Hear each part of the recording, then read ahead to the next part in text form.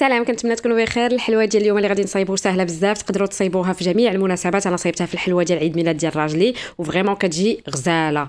بقاو معايا نشوفوا المكونات. اول حاجه غادي نحتاجوا 4 ديال البيض البيض، غير بيض البيض، ما تكون فيه حتى شي قطره ديال صفر البيض، سينو ما غاديش يطلع لينا. وضروري يكون في الحراره ديال المطبخ، ما يكونش بارد يلا خرجناه من الثلاجه، دونك تخرجوه قبل وخليوه. واحد 220 غرام ديال السكر، ما بين 200 و 220 غرام ديال السكر، معلقه صغيره ديال لافاني، معلقه صغيره ديال المايزينا، ومعلقه صغيره ديال الخل كيعاوننا ان حنا نطلعوا البيض ديالنا مزيان وتعطينا واحد لا كونسيستونس اللي هي مزيانه في لا مورينغ. دونك اول حاجه غادي نجيب الطاوه ديالي وغادي ندير فيها البابي كويسون ونشد واحد الطبسيل ولا بحال هكذا الا عندكم شي حاجه دايره تكون فيها واحد ما بين 20 حتى 23 سنتيمتر، ونرسم بحال هكا واحد الدائره اللي غادي تعاونني ندير فيها المورينغ ديالي. دونك نحيدها نحطها دو كوتي ونبدا نصايب في لا مورينغ ديالي. دونك اول حاجه البول ديالنا خصو يكون ناشف، مغسول مزيان وناشف. غادي نطلعوا البيض ديال البيض. دونك انا هنا استعملت الطراب الكهربائي ديالي سون فيل. غادي نطلعوا البيض، نبداو نطلعوا فيه تنشوف الكشكوشه، تنشوف لا موس بدات كتفورما.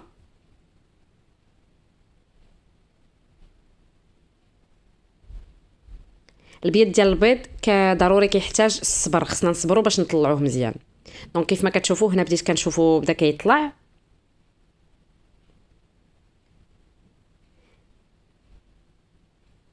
نزيد السكر ونزيد مازال نطرب. كيف ما قلت لكم قبل البنات، الا هربت لكم شي قطره ديال صفر البيض في البيض راه ما غاديش يطلع لكم. دونك هنا نزيد الفينيغر، نزيد الخل ونزيد لافاني ونكمل التطراب ديالي. ها هو راه بدا كيعقد راسو مزيان. نزيد مازال نكمل.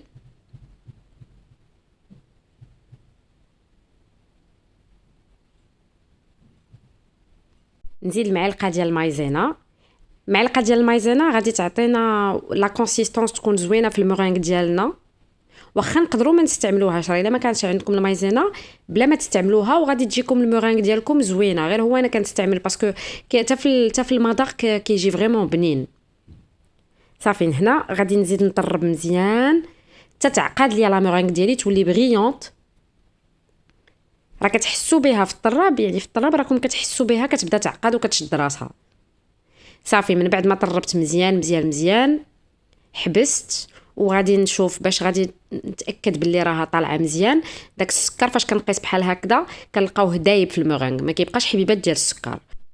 نجيب الطاوه ديالي وندير لا مورينغ. شوف لا مورينغ كيفاش عاقده وشاده راسها، ما كتايطالاش. هنا فين كنعرف راسي راه لا مورينغ ديالي ناجحه معايا. دونك ندير الخليط كامل وسط من هذاك الدائره، وسط من هذاك لو سيركل،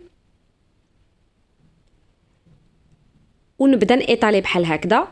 نحاول نقادها نعطيها واحد لا فورم اللي تكون كتعجبني. تقدروا الا ما بغيتوش ديروا بحال هكا ديروا اون بوشادوي، انا كنفضل بحال هكذا لان كتجيني سهله. ومع بغيت نعمرها من الوسط اذا غادي نقادها نعطيها لا فورم بحال هكذا وندير بحال واحد الحفيره لداخل فين تقدر تجي العماره ديالي. غير بشويه وبالصبر. دونك هنا نبدا نحفر بحال هكذا بالسباتول. وعندك ردوا البال ماشي تهبطوا حتى لتحت ديال الطاوه، خص ضروري تبقى اون كوش تكون فين، ولكن خص تبقى اون كوش الوسط.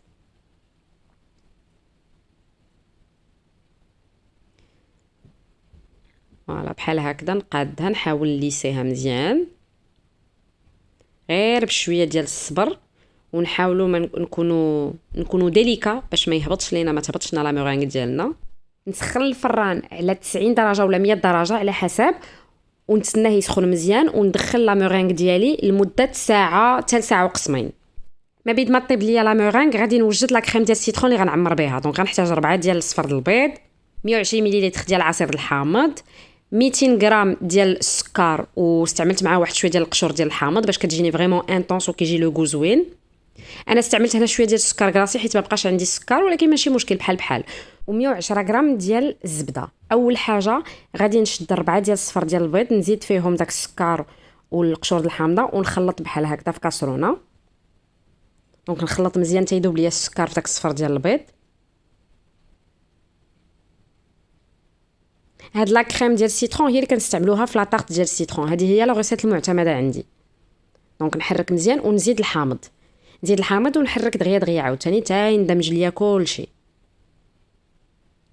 وغادي نديه على نار مهيله ونبدا نطيب. كاين اللي كيديروا في بان ماري الا خفتوا ان تحرق لكم دغيا ولا يطيب لكم البيض ديروه في بان ماري. انا كنديرو نيشان في نار مهيله وكنبقى نحرك ونرد ليه البال. انا هنا ما كنوريهش لكم فاش كنطيبو غير، ولكن راه كنوريكم المراحل. راه مره كنحيدو من العافيه وكنجي نوريه لكم باش تشوفوا بالضبط كيفاش لا كونسيستونس كتكون. دونك هنا طاب لينا من بعد واحد 15 دقيقه اللي وانا كنحرك، ما حبستش من التحراك، طاب لينا بدا كيعقاد. وهنا راه حيت مازال سخون وملي غنزيدو فيه الزبده وغيبرد كلشي راه غادي يزيد يعقاد. دونك الماء حدو سخون، نزيد الزبده نحرك مزيان دغيا غادي تذوب ليا الزبده. عرفتي كيجي واحد المذاق خطير. كاين اللي كيدير فيها النشا، ولكن انا كنفضل ما نديرش النشا لان داك البيض داك الصفر ديال البيض ملي كيطيب وكنزيدوا عليه الزبده صافي ما كنحتاجوش. لا كونسيستونس ديالو كتكون ثقيله، كيكون عاقد. دونك غادي نديرو في واحد الزلافه هنايا، نحيدو من الكاسرونه باش ما يبقاش شاد فيه السخونيه، ونحطو دو كوتي يرتاح على خاطرو، يبرد على خاطرو، ما ندخلوهش للثلاجه حتى يبرد. ملي يبرد عاد ندخلوه للثلاجه. دونك انا هنا من بعد ساعه ديال الطياب ها هي المورينغ ديالي كيفاش كتجي. فريمون شاده راسها، غزاله رائعه وسهله بزاف بزاف بزاف. كيف ما شفتوا ما فيهاش المقادير كتار، وتا الطياب ديالها ساهل، ماشي شي حاجه اللي هي كومبليكي. خصنا غير نردوا البال ان درجه الحراره تكون هابطه باش نخليوها تنشف على خاطرها، ما نزربوهاش. ومهم مهم مهم ان احنا ما نحلوش الفران، ما نحلوش الفران حتى تسالي ساعه ديال الطياب عاد نحلو الفران، حيت سينو غادي تهرس لينا، غادي تتشقق. دابا كيف ما كتشوفوا هنا راه كتشقق، هذا راه سي نورمال، ولكن كنقول لك غادي تفرتت لكم الا حليتوا الفران. دونك غادي نخلي لا مورينغ ديالي دو كوتي وغادي نمشي نصايب واحد لاكاناج ديال الشكلاط، لان بغيت نصايب ميلونج مع الشكلاط والحامض. دونك غادي ندوب 200 غرام ديال الشكلاط ابيض مع 200 غرام ديال لا كريم ديال الخفق، يعني لا كريم اللي كنديروا بها الشانتي. دونك غندخلهم ندوبهم، وضروري كيف ما كتشوفوا هنايا انا ما بين جميع المراحل كنعقم وكنقي، لان ما كيعجبنيش نخدم في بلاصه اللي هي تكون ما مرتباش وتكون مسخه. ضروري هاد المراحل انكم ما بين المراحل تنظفوا باش تقدروا تخدموا على خاطركم. من بعد ما ذوبتهم خرجتهم وغنبدا نخلط هكا بشويه بشويه. خصكم تردوا البال ملي تكونوا كتخدموا مع الشكلاط ابيض. الشكلاط ابيض الي بلو ديليكا، كيكون ديليكا بزاف على الشكلاط العادي. عندكم تردوا البال انه ما يتحرقش لكم. دونك نخلط مزيان ونزيد ما تبقى من لا كريم. انا لا كريم كنزيد غير شويه باش كندوب بها الشكلاط، وكنحتفظ بواحد الكونتيتي اللي هي تكون بارده باش كتسهل في العمليه ديال التبريد ديال الكاناج ديالي. كيف ما كتشوفوا انا راه مخرجاها من الثلاجه، داكشي علاش عاقده بحال هكذا. الا لا كريم ما دخلتوهاش للثلاجه راه كتبقى سائله. دونك نخلط مزيان، وهنا كتبان لكم عاوتاني راها ليكيد سائله بزاف، ولكن راه كتبدا تشد راسها، ما حتى كتبرد وكتبدا تشد راسها. دونك غادي نخليوها دو كوتي حتى هي تا تبرد على خاطرها، عاد نمونطيو البافلوفا ديالنا. دونك انا من بعد ما بردت ليا لاكاناج مونطيتها شويه، طلعتها شويه غير باش تزيد تعقد راسها وتجيني ساهله في لا ديكوراسيون.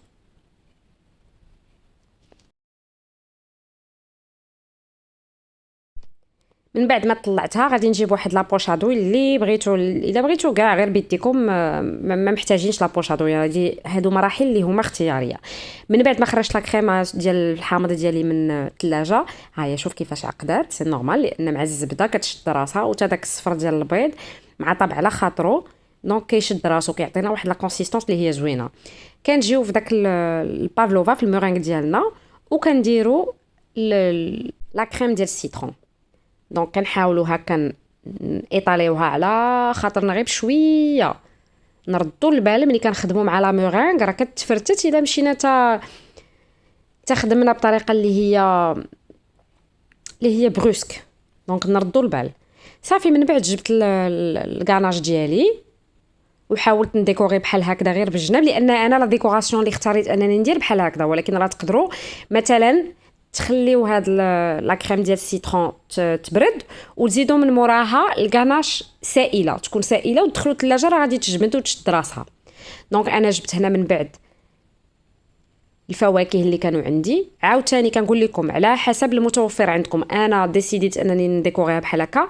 هنا كيبقى كل واحد والاستطاعه ديالو ولو شوا ديالو اللي كيفضل. دونك دوك لي فروي كيلصقوا ليا في لاغاناش، وهادو سي دي سافور اللي كيتوالموا. السيترون مع الشوكولا البيض ومع لي فروي روج كيتوالموا فاش في المذاق. دونك هنا انا غير باش نزين درت شويه ديال اليازير هنايا. هادشي مهم، حنا كنحاولوا نتفننوا فيه وصافي، ماشي اوبليغاتوار، ماشي ضروري. وانا عطيتكم كيفاش تعمروها، ولكن تقدروا تعمروها مثلا من غير لا كريم ديال السيترون. تقدروا تستعملوا الكراميل، عندكم بزاف ديال لي زوبسيون، مي هذه كتبقى وحده من افضل لي زوبسيون اللي كاينين. لي سافور كيتوالموا مزيان وكتجي رائعه. البنات غير ثقوا بيا وجربوها، كيعطيكم ديسير اللي هو خفيف ولذيذ ومتوازن في لي سافور، ماشي حلو بزاف، فريمون ساهل ورائع. غير جربوها على حسابي ودخلوها للثلاجه، احتفظوا بها في الثلاجه وواحد يومين ولا 3 ايام ماكسيموم. كنتمنى تكون عجباتكم. بسلام عليكم.